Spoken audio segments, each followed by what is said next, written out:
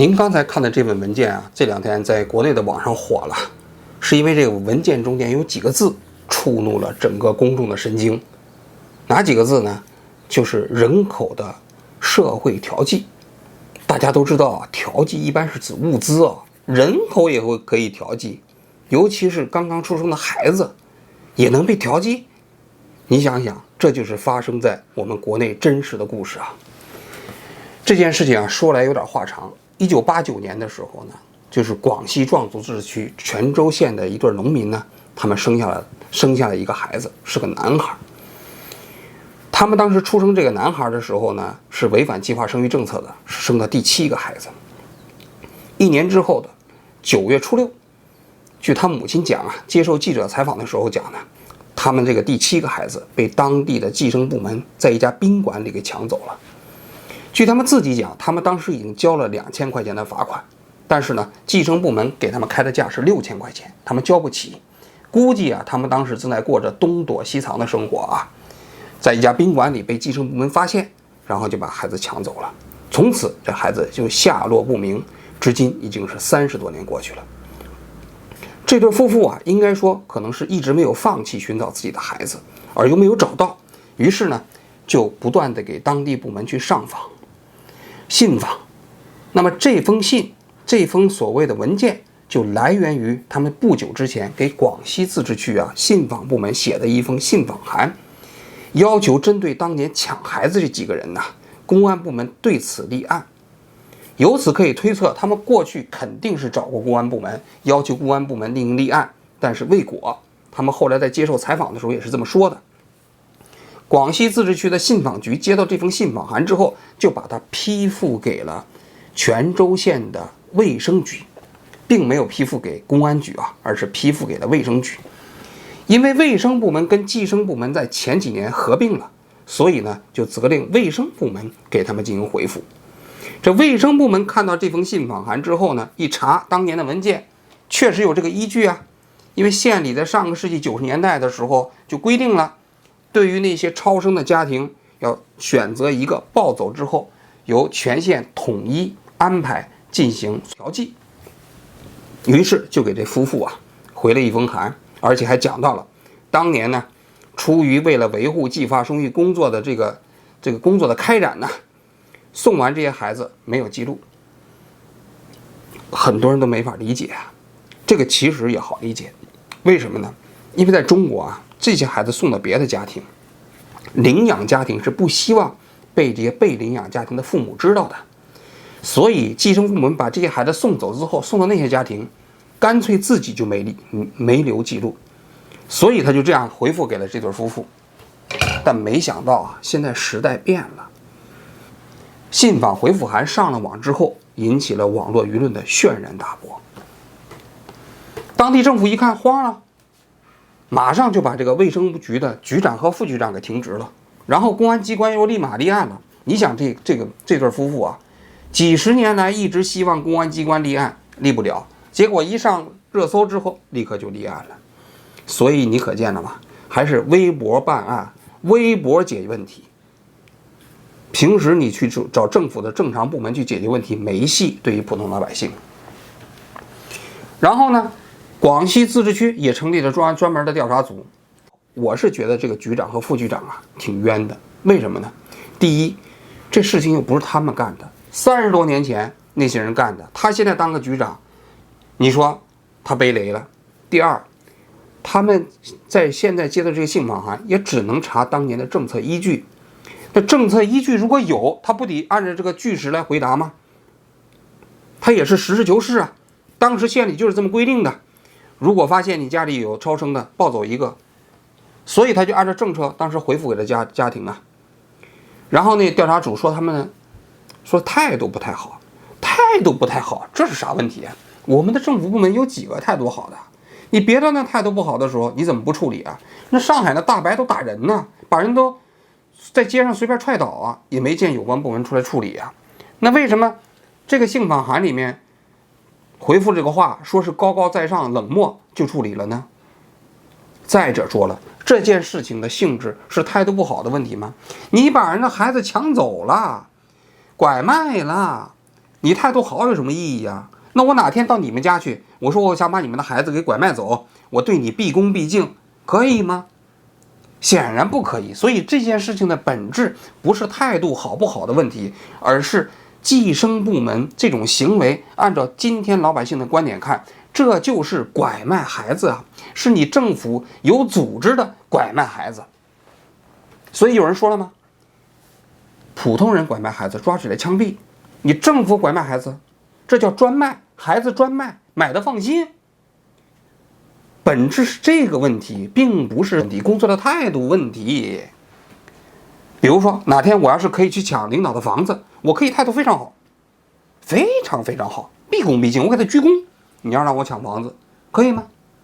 不可以吧？所以呢，我就说这计生部门，这个卫生部门的局长、副局长，现在就是顶雷的。这件事情出来之后啊，胡锡进又出来雕盘了。他说啥呢？他说你看到了吗？这件事情是很错误的。官民在这个问题上违背人伦的立场上，立场空前一致，这是说明我们社会在进步。胡锡进雕盘的角度总是这么令人诡异啊，但其实胡锡进这是胡说八道。为什么？你知道为什么这件事情官民立场高度一致吗？并不是因为社会进步了，而是因为现在计划生育政策截止了，结束了。假如说计划生育政策现在还在继续进行，胡锡进，你给我回答一个，现在官民在这个问题上立场会一致吗？这件事情会上热搜吗？这件事情会被讨论吗？根本不可能。是因为今非昔比，现在计划生育结束了，现在还鼓励你多生呢，还希望你多生呢，所以这件事情说当年把孩子抢走了之后是违背人伦。倒退10年为什么不说？倒退10年，这个夫妇去公安机关报警，为什么公安机关不答应？是因为那个时候计划生育政策还在继续，所以根本不是什么社会进步了，是因为政府出于功利的考量，这件事情需要重新制定政策了，所以才需要你们现在可以允许你们去讨论计划生育政策了，这才是本质。接下来咱要谈一谈计划生育政策啊，过去40年执行40年，里面的罪恶多了。为什么？是因为计划生育这个政策啊，它是法外之地，它不归法律管。前2天啊，山东省有人这个新闻出来之后啊，有人就搜裁判文书网，就是这个调剂不是个例，全国各地都有。山东省有一个案例，就是因为当年的孩子交不起计划生育抚养费，被政府抱走了，跟这个案例一模一样。然后这对夫妇还算懂法，就把当年的计生部门给告上了法庭，要求返还孩子。结果法院怎么判你知道了吗？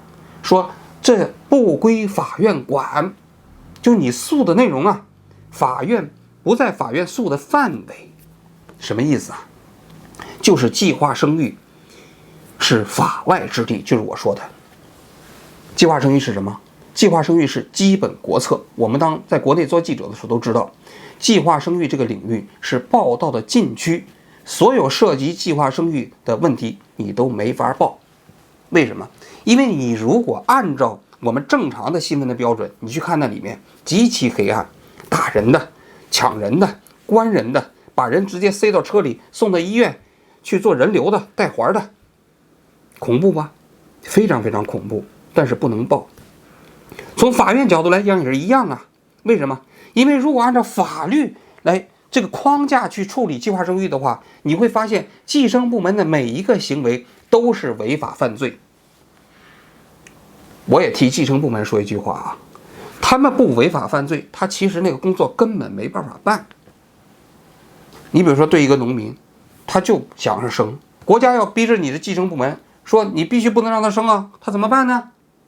所以衍生出来一系列的手段全是违法的，牵牛、赶羊、扒房，然后强制结扎、强制人流，这些行为哪一个按照法律规定不是违法呀？你涉及到非法拘禁、毁坏财产、抢夺，对吧？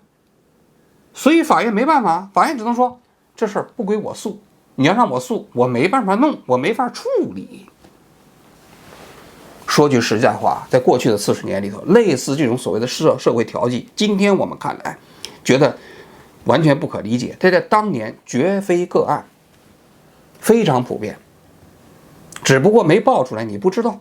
就在这个新闻发生之后，有人翻出了2013年凤凰卫视播的一期节目，那个节目的当事人是四川的达州的一个小姑娘，她从小被人领养，长大以后她知道身世之后，就想寻找自己的亲生父母。后来呢，是在邻县里找到了自己的亲生父母，一打听当年怎么回事呢？就她母亲呢，生完第一个孩子之后就带了环儿，但是带了环儿之后呢，还是频繁的怀孕，怀孕了10几次，做人工流产特别痛苦。她最终呢，在怀上她的时候，她母亲就决心把这孩子生下来，不再做人工流产了，因为她觉得自己身体受不了了。她自己还是村里的党团支部书记。后来为了躲避计划生育部门的人，他们夫妻2个就跑到隔壁的一个县里面去，躲在大桥下面。最后生产的时候，在一个小诊所生下来了，在好心人的帮助下，生完之后就悄悄咪咪回到村里，村子里要罚他钱。回家的时候，他就发现他那房子的瓦呀都被人给戳烂了，就是所谓的牵牛赶羊扒房，那房子给扒了。即便如此吧，还是被带到村里头去了。村子里头在那个住了2天之后，孩子还是被抢走了。抢走之后也是下落不明啊，他母亲也找不到他，他也找不到他母亲。后来这孩子长大了之后，在千方百计地寻找自己的母亲，才揭开了这段身世。所以啊，当年这种所谓的社会调剂并非个案，在全国各地很普遍。因为对于计划生育部门来说，它也有一个这样的所谓难处啊。你说你超生要罚款，那他如果什么钱都没有呢？你管不管？如果他连牛也没有呢？如果他连房子也没有呢？你扒房子有时候他也不在乎啊，你怎么办？如果你就任其生，那上面就有高压指令了，说你这个地方如果要是有计划生育问题啊，一票否决。县里头一票否决，镇里头一票否决，所以底下人就得采取强制措施啊。什么强制措施？对于没有钱的人，最有效的办法就你生了孩子，我给你抱走。所以这种调剂在全国各地并非孤立。第二个方面，就是计生部门由于长期在法外之地啊，他们胡作非为啊，不受法律管束啊。他自己呀，他也有一些权利的异化。这2天大家也都在热议当年的邵氏弃儿案，大家都知道啊。邵氏弃儿是怎么回事？就是当时那些计生部门呢，去到那些所超生的家庭里去抢孩子，抢完孩子之后，在法律上把它变成一个弃婴，弃婴之后呢，就送到了福利院，然后福利院呢，通过自己国际领养的渠道，把这个孩子卖给外国的领养家庭。这外国的领养家庭当年在中国啊，一共领养了有几十万名孩子，美国最多，现在据统计呢有11万多人，荷兰排第2。这些孩子中间80%是女婴，还有80%呢有残疾，当然也有正常的，像邵氏弃儿，这就属于正常的。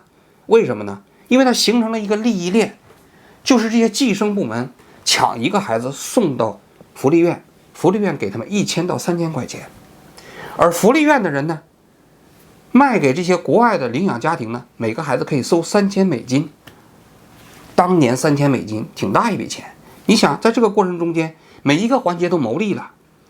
所以呢，计生部门在这个长期的法外之地过程中，他部门利益他异化了自己，他们自己也有自己的利益啊。你想收这个社会抚养费，然后呢罚款这些钱，有的上交给财政了，有的就自己消化了，甚至有的就自己揣到腰包里头了。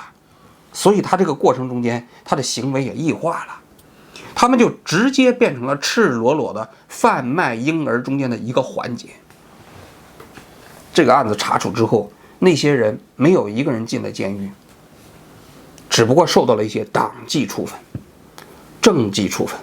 所以有人就禁不住要问呢，为什么普通人贩卖孩子抓起来要枪毙啊？你政府贩卖孩子啊，就合理合法呀，这叫持证贩卖啊。这就是当年计划生育在过去40年中间所存在的种种罪恶之一。当然不仅仅是所谓的调剂了，还有其他更多呀。比如说把那人抓去之后直接引产。大家都记得10年前吧，有一幅著名的画、著名的照片，就那计划生育过程中间，好像是东北的吧，有一个女的怀孕了孕，那孩子已经8个月了。8个月其实早产出来，这孩子已经可以活了，但是计生部门把这个孕妇拉到医院强行引产之后，孩子死了，胎儿的尸体就摆在那床上，跟他妈一起照了一张相。这张照片当年触动了整个全中国的人民，但是由于当年计划生育还在继续，这件事儿也不了了之了。还有你比如说当年把那些育龄妇女像牲口一样抓到之后，直接拉到医院去结扎，你说跟这件事情比起来，哪个严重？要我说很难评估。这件事情说破天叫拐卖儿童，但是把孩子拉过去直接引产导致婴儿死亡，这是杀人呐，这就是杀人。所以你就知道了，不受法律约束的部门必然带来罪恶。计划生育部门这是最典型的。现如今这个案子在全国人民的关注下啊，广西自治区成立专案组了，但是未来怎么处理，我觉得是个问题。为什么？因为在我看来，如果我们基于这个个案，由此反思过去40年来计划生育政策的错误，那么这个个案就值得。我们也说啊，政府部门跟人一样，也有可能决策错误。从今天看，计划生育的决策，无论是从目标来看，还是从战术来看、策略来看，都是错的。从终极目标来讲，它违背人权，在国际社会饱受诟病。从政策上来讲，从一般的公利的政策来讲，它也导致了中国今天人口急剧下降的恶果。所以计划生育这样的一个决策是错误的，今天应该是没有太大的分歧。但是你决策错误了该怎么办呢？要我的理解，应该给社会道歉，给那些40年来因为计划生育政策受到伤害的千千万万个的家庭道歉，甚至要给他们一些补偿。如果做到了这一步，我个人觉得这样的个案就有价值，就在推动社会的进步。但是如果只是抓1-2个替罪羊，比如说把卫生局局长给抓起来处理了，让他们停职撤职，比如说把这个信访函中间那个高丽君抓起来了，说当年政府没有让你这么搞啊，你看你把人孩子抓走了，判刑，那对于整个计划生育政策的反思就毫无益处。那么这件事情对推动整个计划生育政策的反思也就没有价值，没有意义。会是哪种呢？我悲哀的预测，大概率是后一种。这个新闻呢，一时半会儿还不会结束，咱们一起啊，拭目以待。